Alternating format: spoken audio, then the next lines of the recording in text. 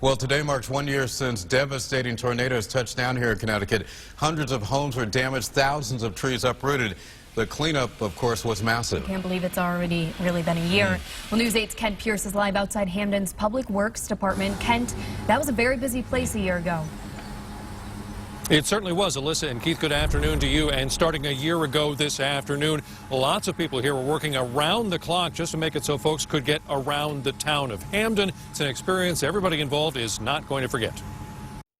1 year ago this afternoon was the start of a lot of work for a lot of people. Nobody worked harder than the Hamden Public Works Department, even though its director originally had plans with his wife for his anniversary.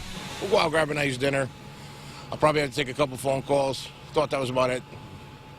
Little did she know, 4 days later, she would see me again. It took at least 4 days just to make the streets passable in some neighborhoods. Then the power crews could move in. 44,000 United Illuminating customers were in the dark. UI had to rebuild some of the power infrastructure from scratch. The residents were great here in Hamden. They were patient with us. They brought their grills out. They would meet our crews and provide them water and coffee. UI had been trimming tree limbs above power lines since Irene to try to protect service. Now, on events like this, where the trees come sideways, that has kind of minimal impact. There's nothing you can do except work fast to clean it up, which is exactly what all those workers did, but it was not cheap. Our final was approximately $3 million that it cost us between our, our salaries, the overtime, the police, all the outside contractors we use. Hamden is hoping to get some of that back from FEMA. In the meantime, all those workers are hoping Hamden stops being the bullseye for extreme weather.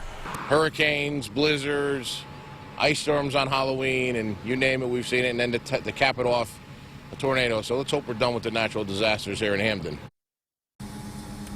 Yeah, Hamden always seems to get the worst of it. I remember just this past January, they had another ice storm here that brought down a lot more trees and tree limbs. The town actually did a lot of tree planting already this spring. And right now there's a church in town wrapping up an anniversary mass at which they handed out tree seeds so people could plant those around town. Live in Hamden, I'm Kent Pierce.